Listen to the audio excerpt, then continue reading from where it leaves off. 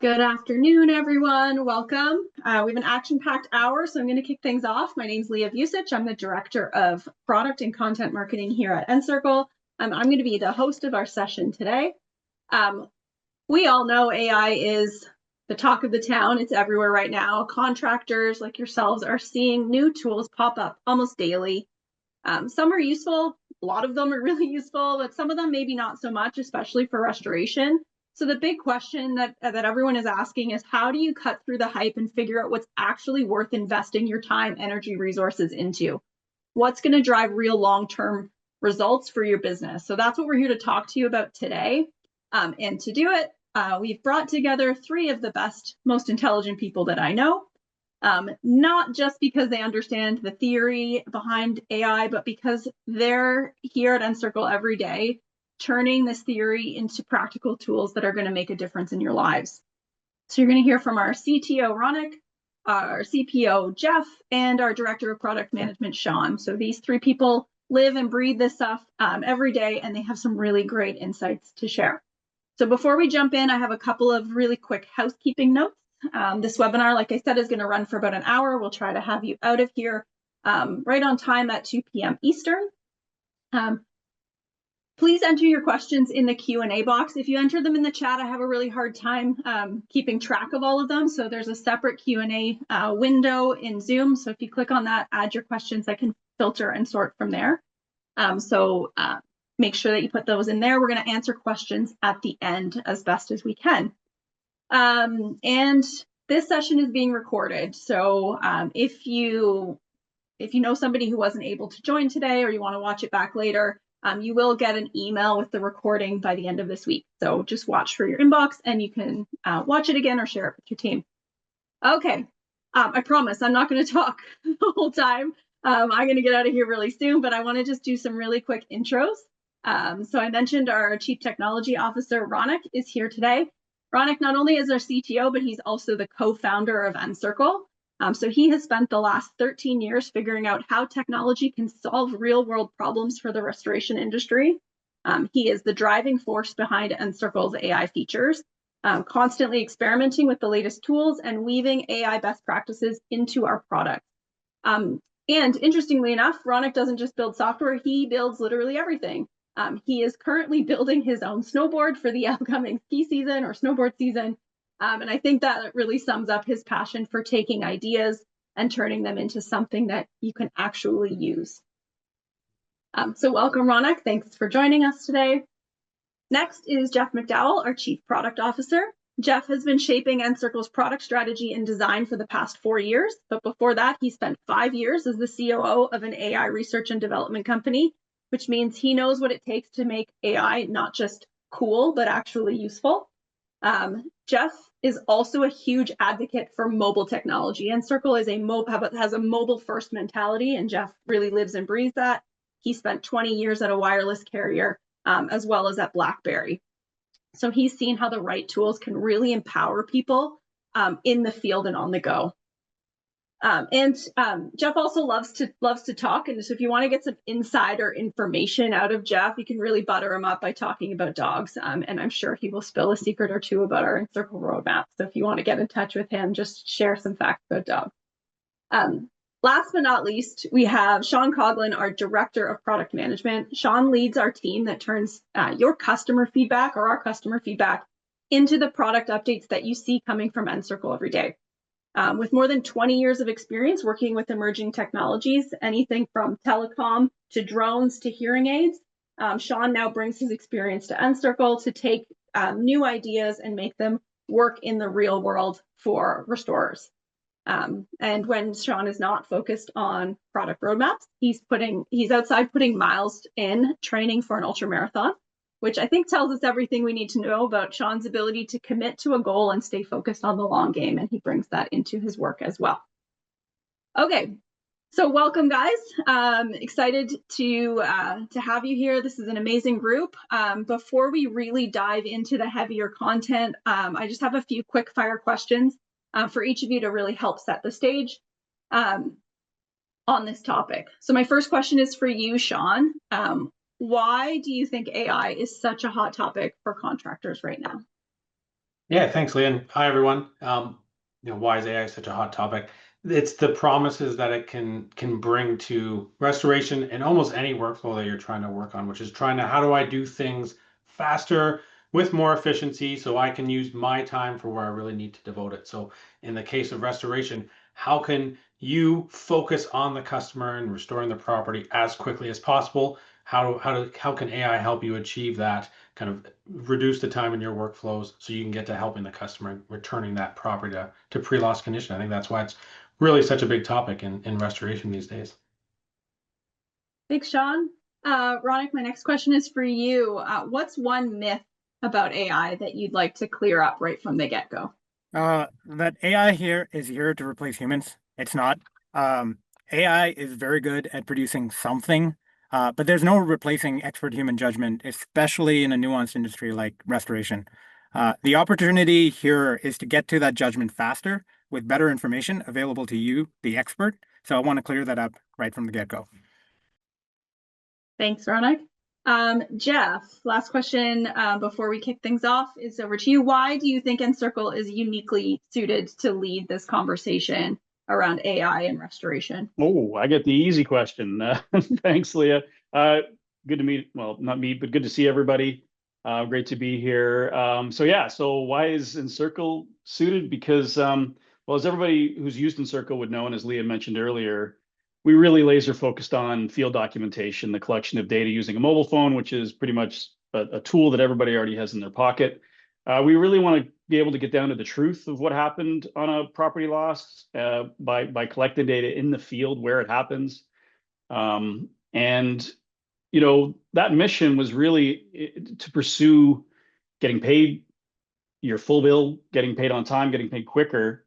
But it just so happens that that exact same data, that exact same photo documentation, video notes, moisture readings, all the other dimensions, all the other things that you collect within Encircle, is all the data needed to automate downstream processes and make get massive benefit into automating other things that you have to do. So I think we're just in a really good position given our previous mission of providing truth and transparency to the claims process, and now using that data that we collect as part of an AI process that just gets a ton of efficiency. As Sean said earlier, AI makes things faster, it makes things more efficient, and I think just Encircle's in a great place to provide for that. Awesome. Thanks, Jeff. I'm really excited about where this conversation is going today. So I want to build on this, and yeah, Jeff, I'm gonna kick things over to you to really set the stage for today's conversation and help us make sense of the AI landscape and where the biggest opportunities for return on investment for restorers are in this space. So over to you, Jeff. Sounds good. Thanks again, Leah, and thanks for hosting. So I'll talk a little bit about this slide in a little bit. I sort of wanted to start out with more of a story before we get into some graphs. But I don't think I'm not making a controversial statement. I'm certainly not making an insightful statement by saying AI is pretty hot right now. Everybody kind of knows that. It's funny because it's certainly not a new concept. Let's go all the way back. I don't want to date myself, but going all the way back to the movie Space Odyssey 2001, I think we were introduced to a character called Hal, who was artificial intelligent. I think that movie was made in the 60s. That's probably when the term AI became known to people.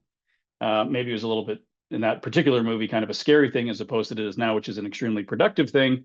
But nevertheless, it's been around for a while. Lee also mentioned that before Encircle, I was with a company, AI R&D company, and it started in 2004. Did not become mainstream at all. In fact, 2004, 2005 really was when mobile was coming. BlackBerry was certainly popular, and that gave way for Android and Apple for some time. So even though artificial intelligence has been around as a concept for quite some time, it really hasn't become mainstream. And I think the reason for it is because it was extremely hard, as I found out in my previous company. It was all about labeled data and all of these machine learning techniques to eke out small amounts of value. And then around 2019, 2020 was when we had this brand new technology come around that I think everybody's familiar with at this point, because I'm sure at some point you've used ChatGPT or Gemini or something like that. But that was the advent of LLMs. That was the large language model. And that's really what changed everything. The ability to use natural language as a query and get a response that was mostly natural language. I mean, everybody's tried it. It sounds like a human's talking to you for the most part.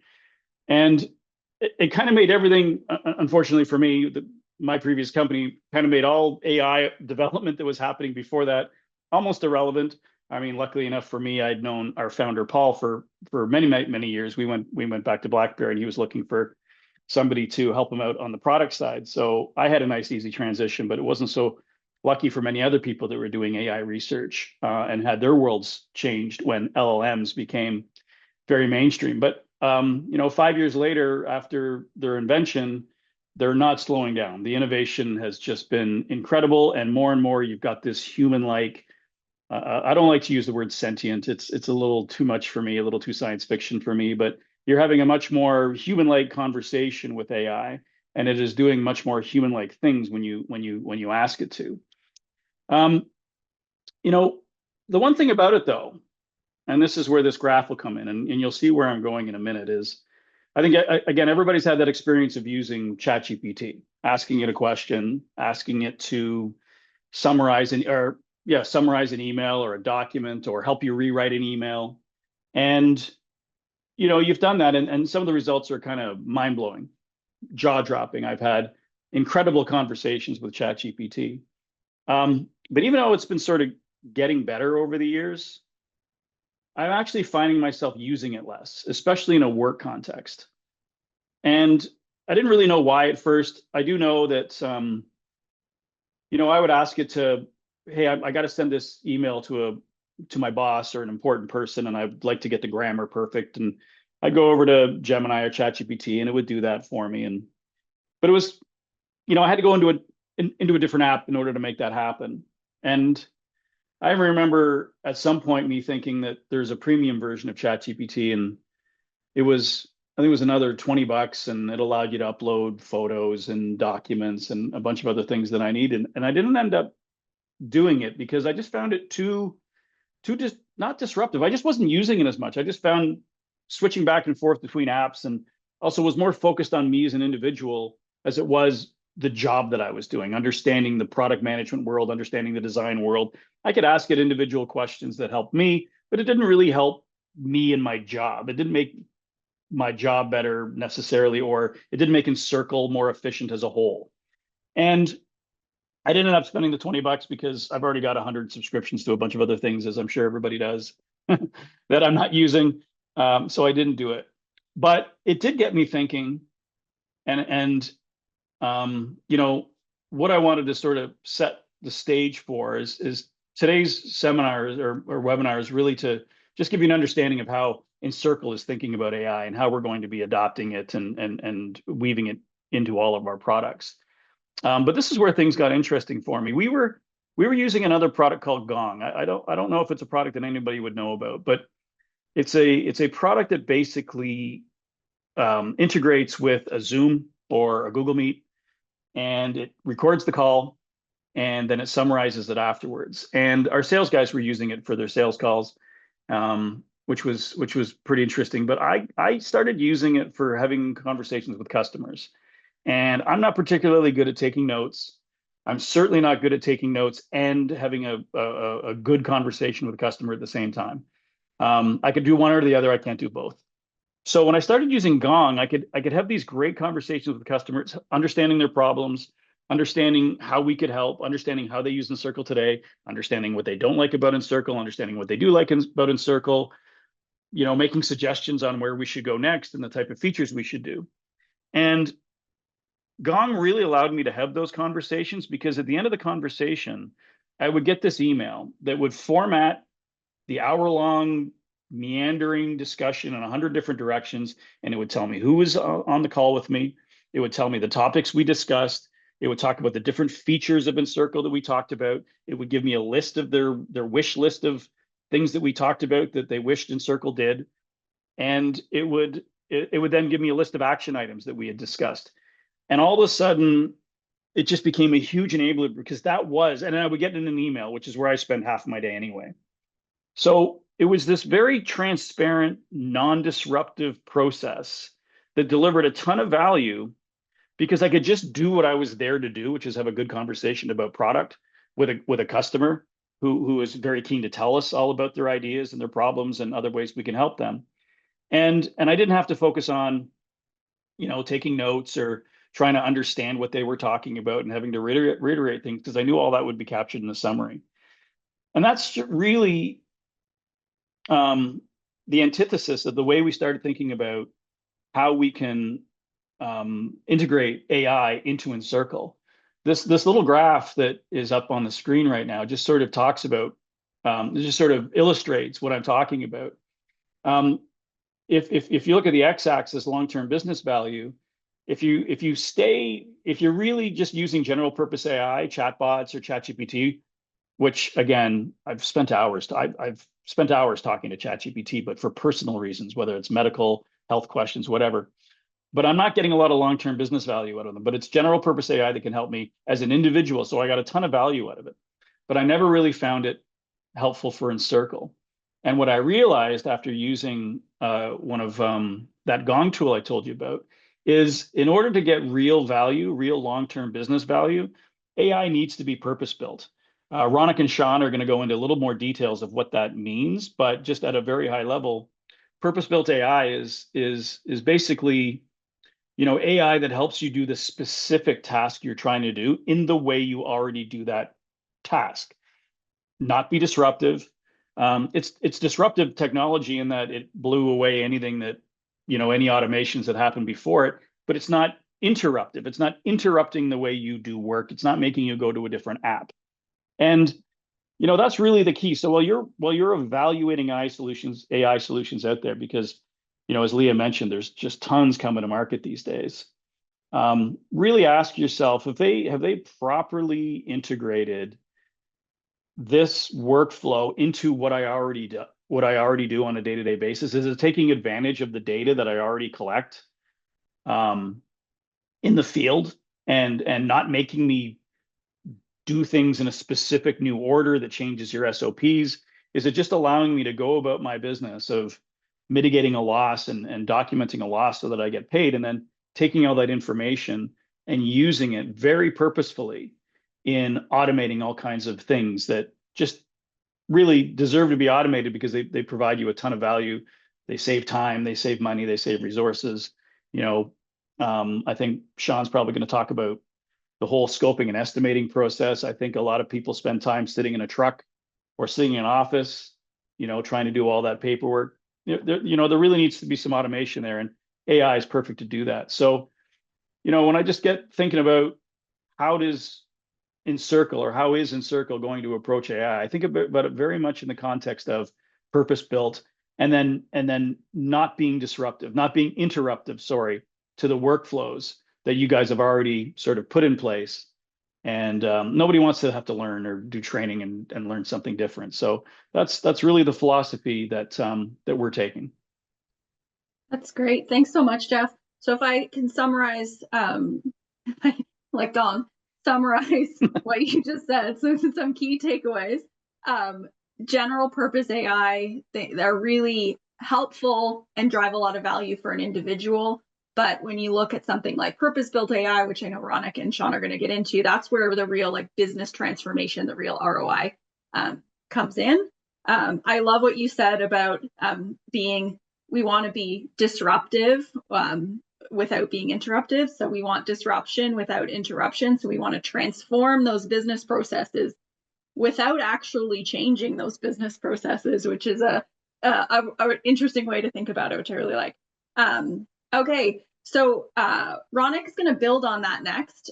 He, like I said before, is the one leading the team that's building and incorporating AI into Encircle. So Ronik, I'm going to hand it over to you, our technology AI professor. I don't know if you have your elbow patches on today, but I'm gonna throw it over to you to share how your team is engineering AI into our product for big ROI, but also for trust and reliability. Cool. Thanks, Leah. And thanks, Jeff. Yeah, I'm going to build on top of what Jeff was talking about with general purpose AI and purpose-built AI. And I'm going to do it with my t-shirt on, no elbow patches. So here we go. So on this slide, it's a very simple slide. But on the left, you have general purpose AI, which you should think of as ChatGPT. Super flexible, great at a lot of things, but can also go off track. Especially in restoration where accuracy is critical. Unpredictability is a risk.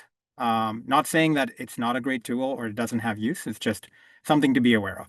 And on the other end, you have purpose-built AI.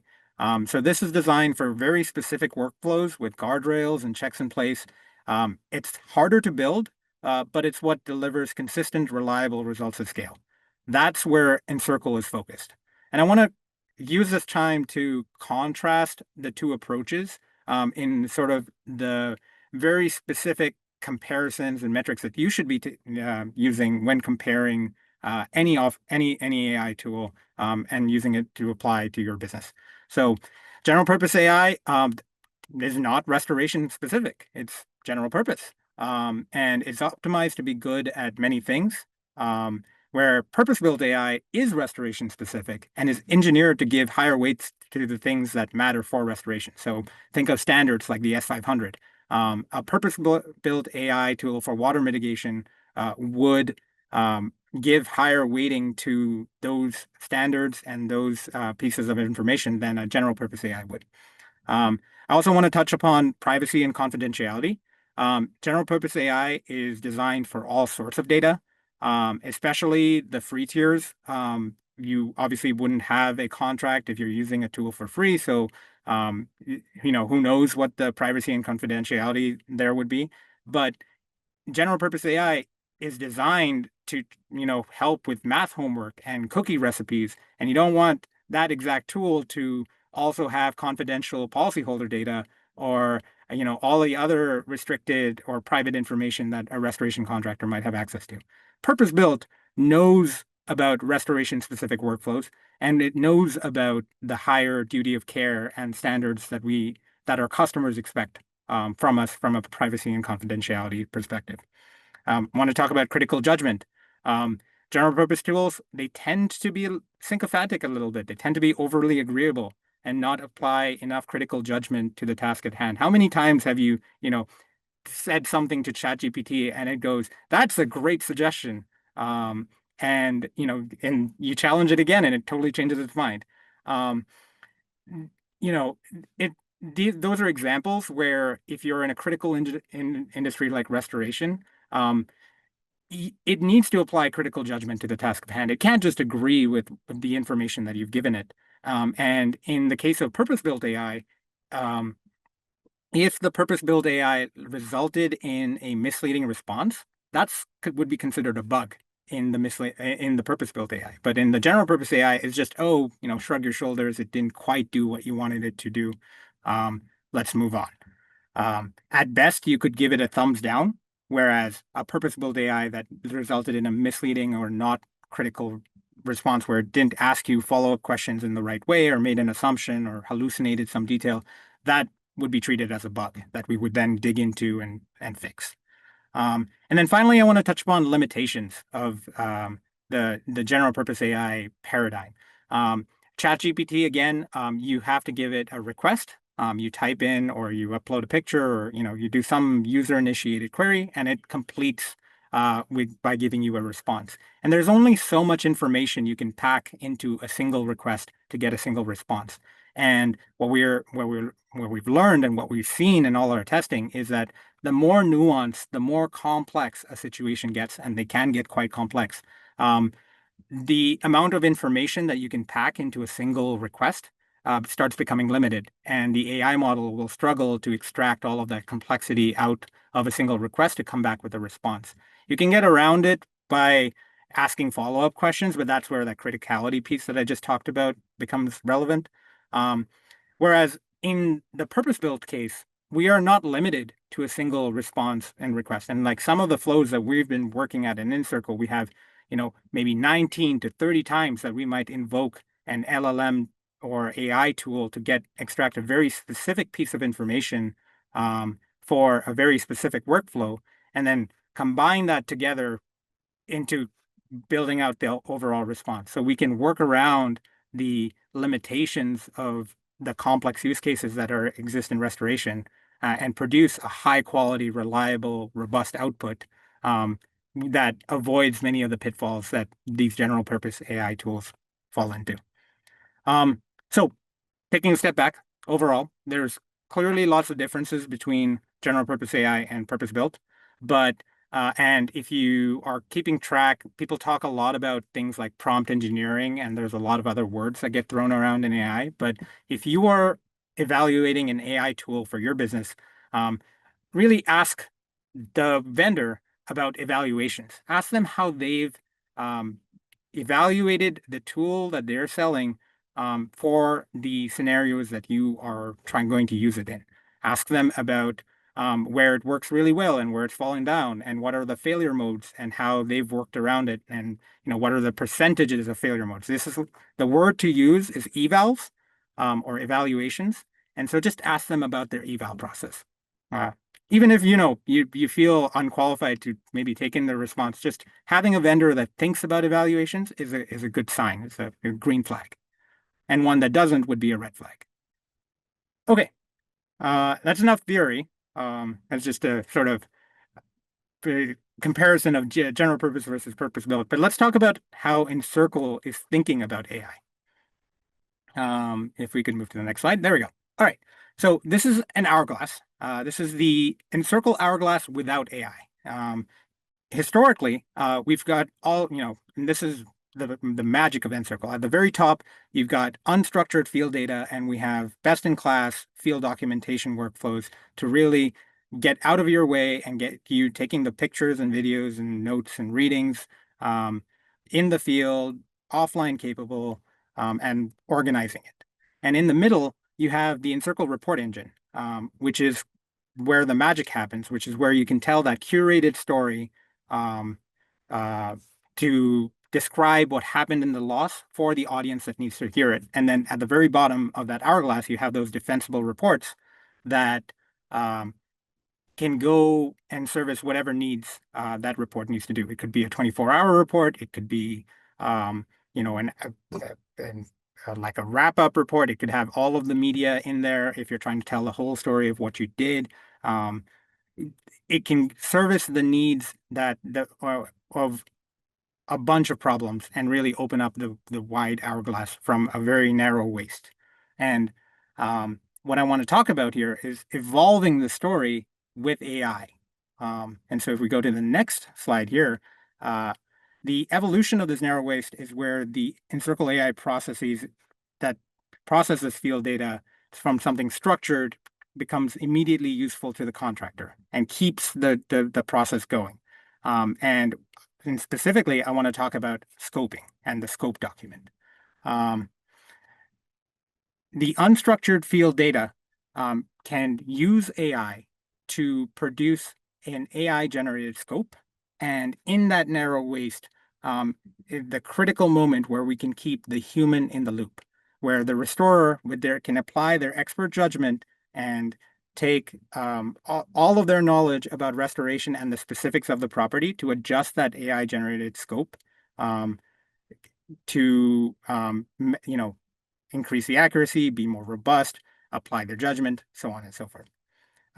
With the report, that was kind of the end of the value chain, but with the structured scope as the foundation, we can then apply the AI to branch out into all kinds of additional value-added uses.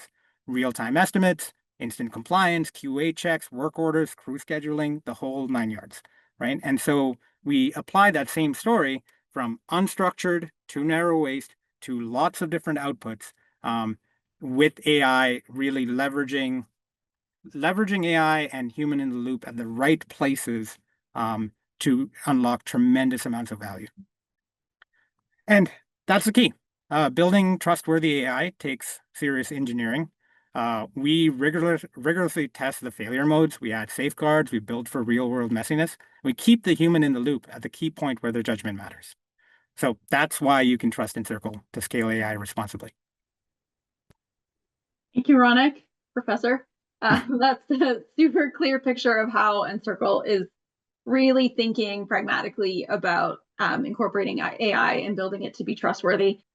So we're going to shift things over to Sean.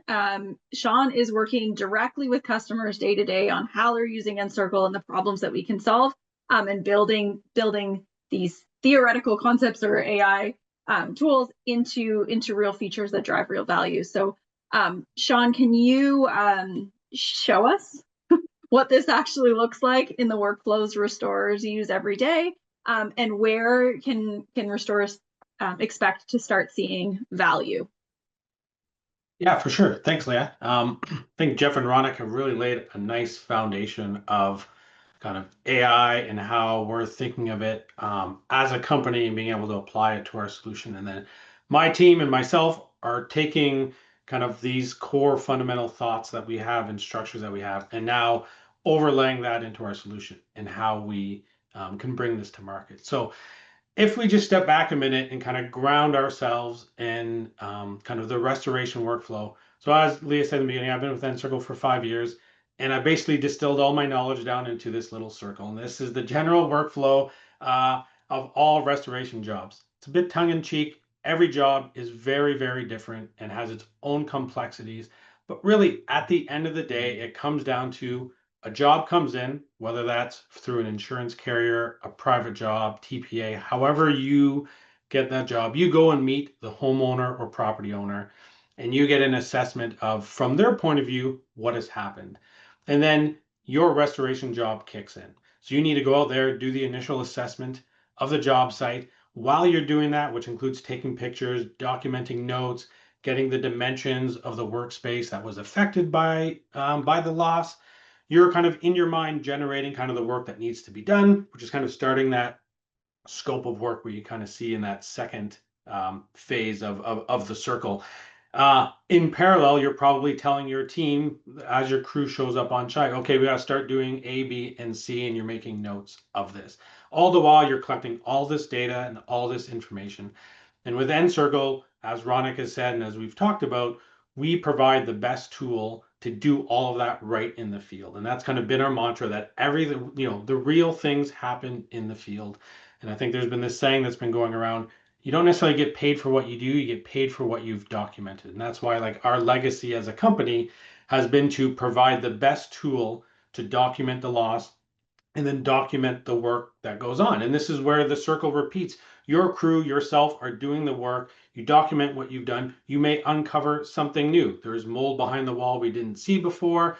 Water crept from the kitchen into the bathroom. We didn't see that before. You need to document that. You need to go back, modify, refine your scope, update your estimate, and continue. And that circle, that kind of messy circle, keeps going and going until at the end of the day, the property's been restored. You've done the service for the customer, and can you move on to like the end result of the thing. So Encircle has really been in there, and for the most part, really focused on providing solutions to how do you solve and get as much data as you can, as quickly as you can in the field.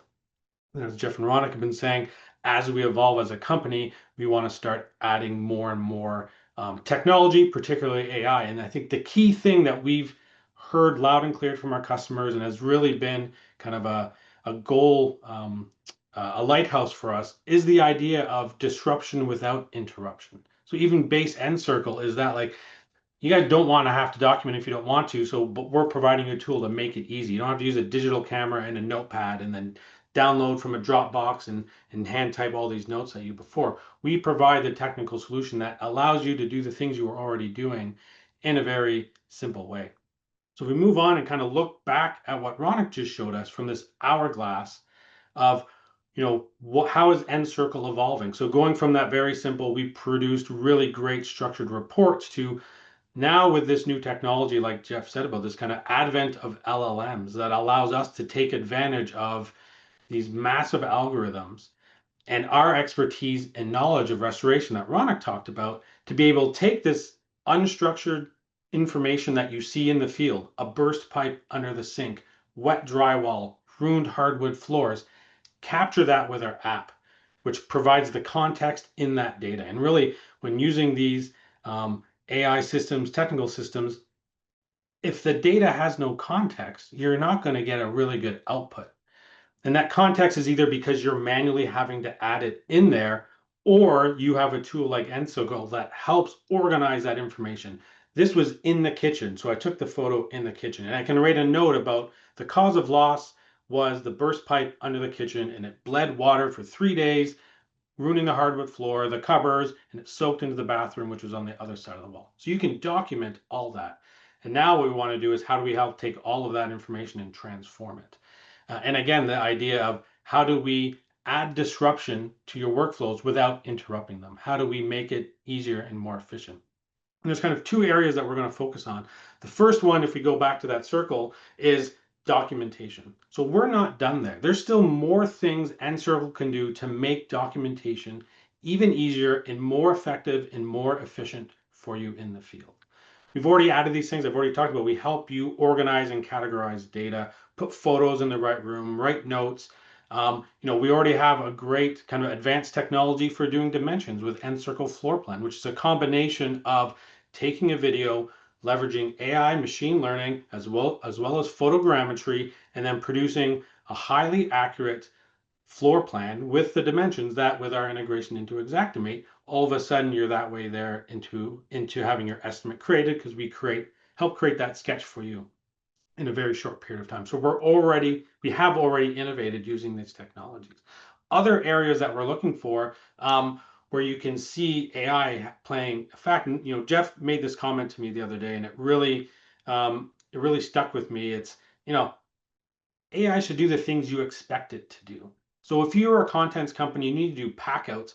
You're already having to document every item that you're packing out, putting into a box, and then putting it onto your truck that goes to your vaults, goes to cleaning, or wherever it goes. Or if you're having to deal with total losses, you still need to document everything, describe it, price it, and then get that customer to kind of sign off on that and get the carrier to sign off on that as well. There's a big portion of that workflow where there's manual data entry. I take a picture of my water bottle. I got to describe it, whether it's something really simple because I'm doing a pack out that just says green water bottle, or I need more details because I have to price it and get more details for a total loss.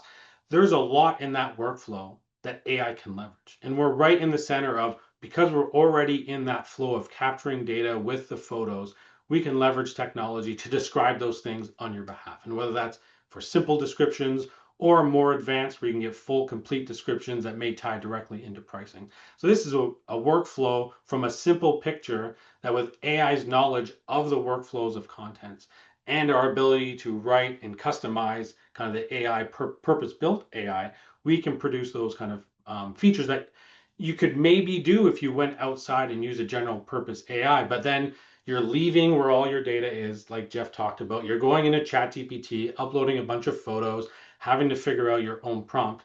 Encircle is going to do that heavy lifting and just make it part of your workflow. And your team just continues to snap photos and pack those items.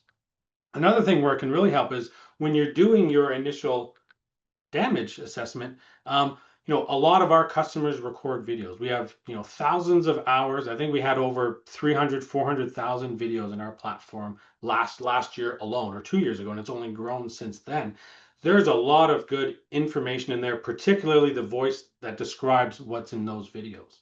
So being able to create a summary of the audio from that video, and all of a sudden you have this really detailed note backed up by the hard artifact, which was that video, which then you can use in your reports. You can use in your 24-hour reports, your Encircle PDF reports, or, as I'll talk about in a second, you can take that data that you've described the loss, and we'll be able to pump that in and help you drive your scope faster. So there's lots of new areas for us to get into in the field, kind of in the documentation side, that will help kind of reduce the time. It needs to be done, but what can we add to kind of reduce some of the human time you need? And as Ronak said, just put you in there as a reviewer to make sure that, yes, this is the right thing. We have the right validation and verification. But Encircle, because we know the industry and we know the standards, we can already put a lot of guardrails around those AI technologies to make sure it's the right output. So when you're doing your video and you talk about cat, it means it's a category of loss, not, hey, there's 3 cats in this house. So, there may be 3 cats in that house, but we want to make sure that you're actually talking about the right thing. But we know that, and if you don't provide that input into a general purpose AI, it may think, I guess if you're at a veterinary, there's going to be cats everywhere. Anyways, you know where I'm going. Next, which is I think the biggest thing, and what Ronick alluded to really in that hourglass diagram, is there is a lot of time, and our customers have talked about this, and we've had questions about it for a long time, that goes into how do I properly scope and create an estimate for this job. And as we all know, that scope is a living thing. As the work continues, it needs to be modified, particularly for large complex losses or older properties where water may spread everywhere. And you didn't realize that when you first saw it. You open up the floor or open up the walls, all of a sudden there's more damage and you need to adjust it. But by using Encircle and documenting the job properly, we're primed with all the right context for this information, with some of these new features that we're coming out with, to be able to take that and really garner it down, because we understand the industry. We understand the industry standards, whether that's IRCRC or others. We can help create that first pass of the scope based on that initial documentation. So here's a narrative of what was gone because you did a video or you wrote a note that gave you the damage description. Here's all the materials that were affected based on kind of photos that you've uploaded and notes that you've added to say, okay, in the kitchen, we've got hardwood floors, we got cupboards, we got countertops, and with a supply line, it bled through a drywall into the bathroom, which has linoleum floor, and there's a shower.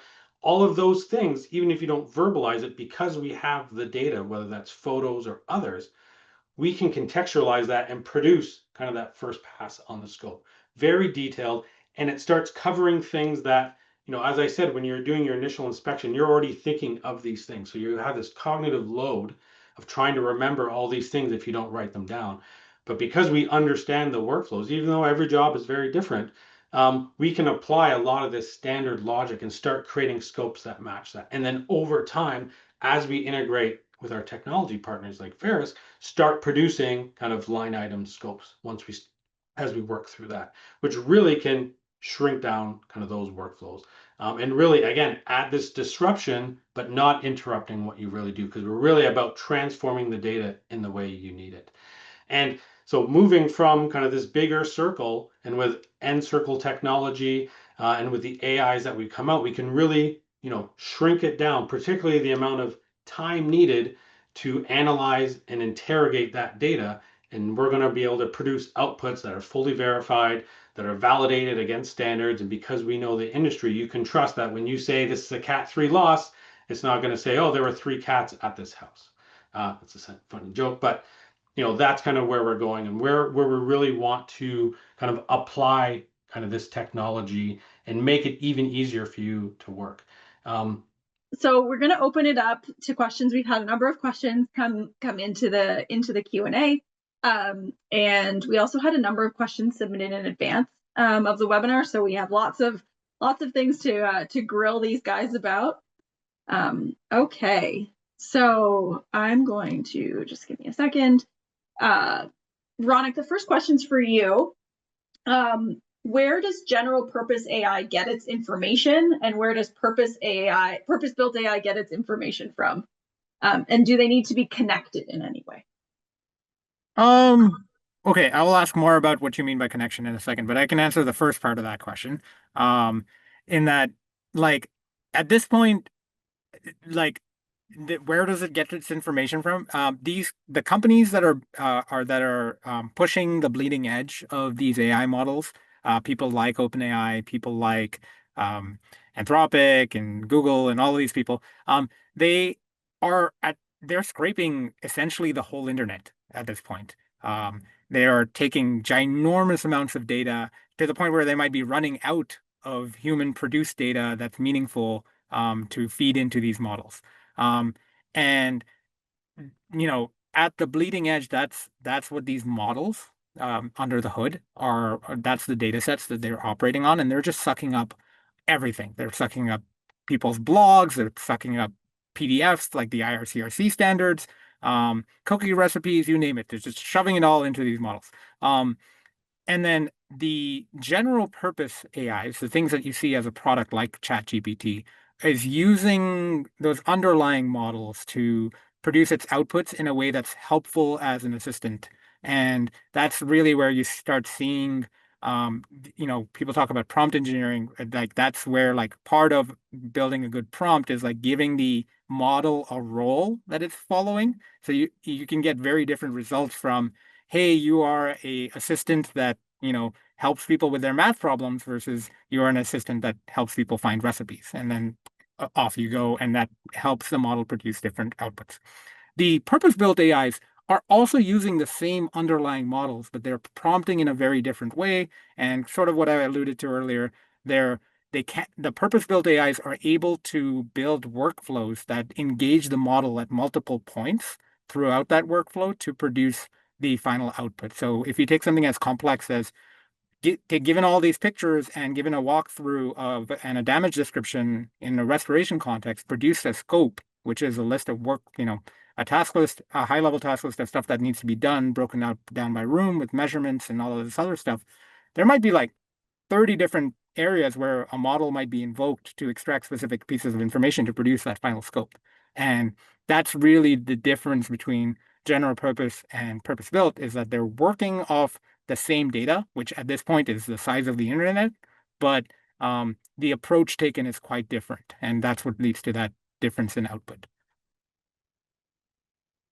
Great, thanks. Jeff, I know you jumped in and answered a question in the chat, but I'm gonna ask the question again so you can share with the whole class. So Joe asked, are you training your own model, or have really good prompt engineering to produce the correct output? If you want to just share your answer again, or maybe expand on it.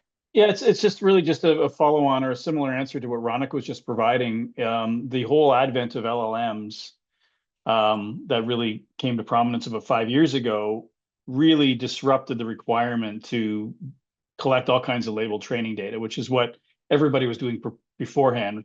Proprietary data was sort of the ammunition, or the gold that you were trying to mine to feed your models, and LLM just made that obsolete, because as Ronak said, they're basically just taking every piece of data they can find on the internet and processing it into these large language models. So yes, it does become, a prompt engineering problem, or a prompt engineering solution, I guess, which is definitely the core of what we're doing. The difference between, I'm just trying to think on the fly of asking a question. So if you go to ChatGPT or some other app that has like a prompt availability in it, and you ask the question, what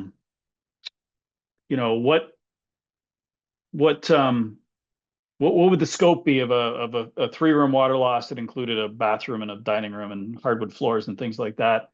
It could give you somewhat of an answer, but it might not pick out details in the photos or the videos properly.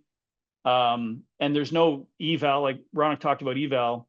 There's no eval process that's specific to our particular use case. So it's not trying to optimize for damage descriptions or damaged items.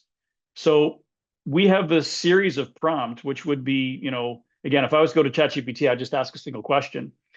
When we do it in some of the research that we've done, that one question I just asked about what would a scope be for a 3-room water loss and a Cat 1 water supply, that prompt could be, I don't know how many lines long, Ronak, and written in JSON, not English language. It could be 3 pages long. Yeah, thousands is what I said. Thousands of lines long, right? Because we want to make sure that we're not getting any hallucinations. And this was the point that I made we're not in an industry where you can submit a scope or an estimate to an adjuster and have a mistake on it, because it'll erode trust if you do that. So we've already taken into consideration, we're shooting for 100% accuracy.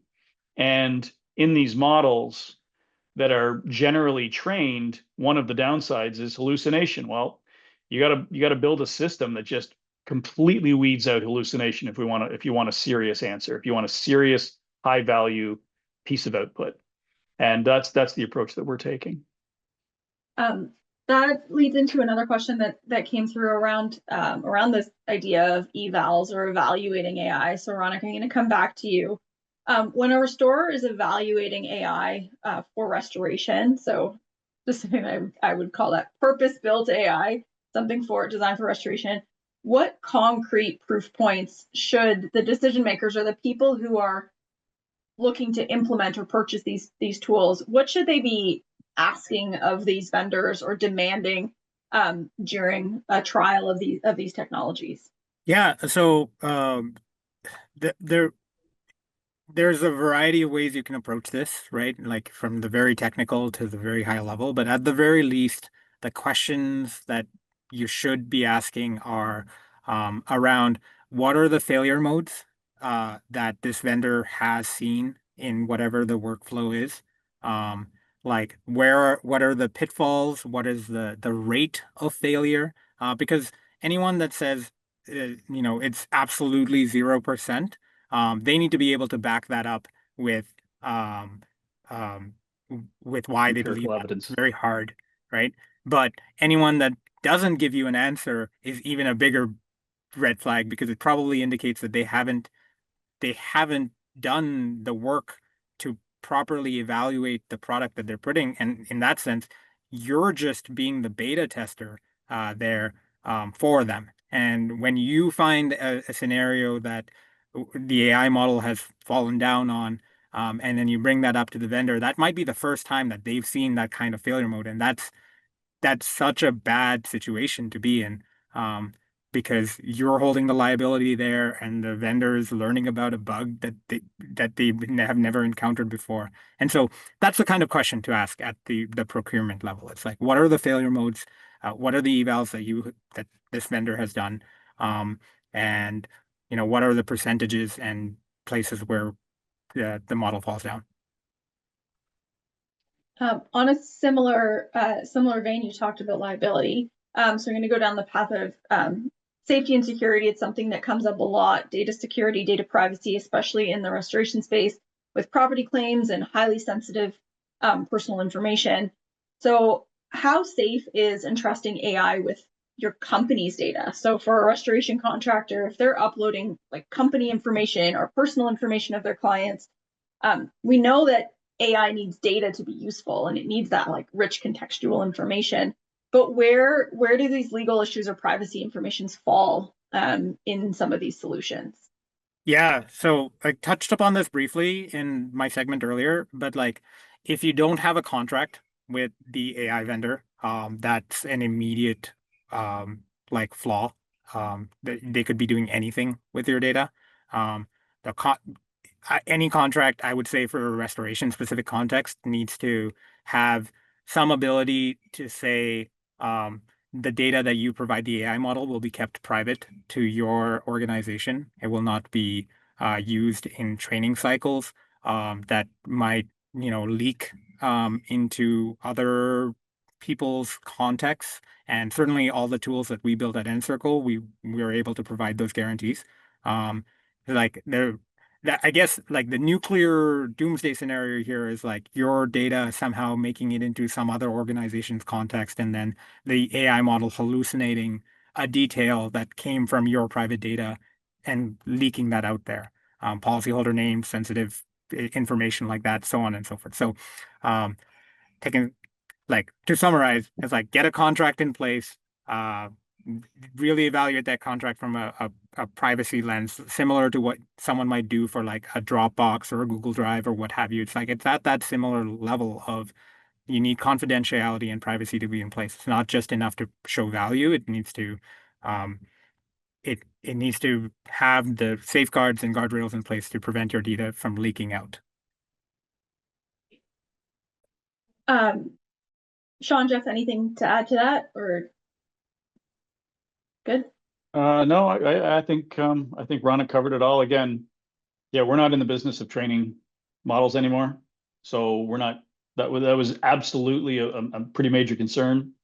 But any data used in the context of any workflows will stay within your workflow. We're SOC 2 compliant. That means something that has a very serious security connotation of PII and data leakage and things like that. So no, it's a priority for us. So Jeff, I think one of the last questions, this may be the last question, we'll just have to watch the timing. It's a really good question. What makes Encircle different from other restoration AI platforms? So the person asking this question is an AI developer, and a lot of restoration AIs are popping up, which we talked about earlier. Xactimate, DocSketch, for example. I feel like everybody is in the AI development space now. So and I think this is just a great opportunity to recap the last 60 minutes and what is making Encircle different in what we're doing in our approach to AI compared to what other people might be doing. Okay, I think I can handle this sort of generally, but then I'm going to flip it over to Ronak to maybe talk about a few things specifically. So just generally, somebody, who was it? Cameron, was probably a bit disappointed that we didn't, get right down to the roadmap and when we're delivering all of this stuff.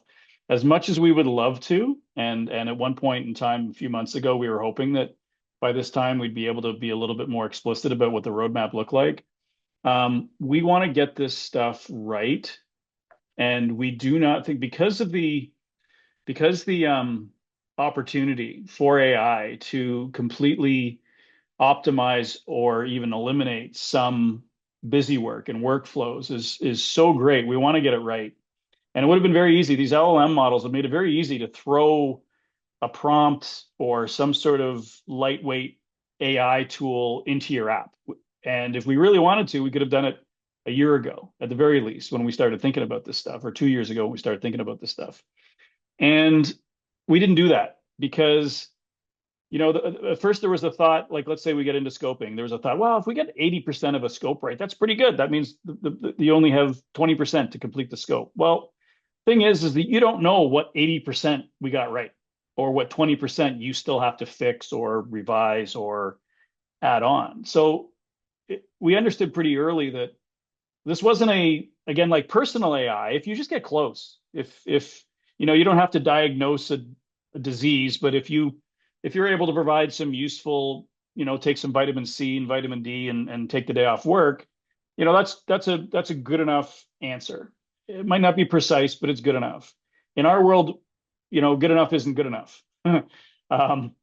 We want to be as precise as possible, and it takes a much deeper level and a much more serious approach to engineering. And that's why it's taken us a little longer, to be honest, in terms of releasing these things.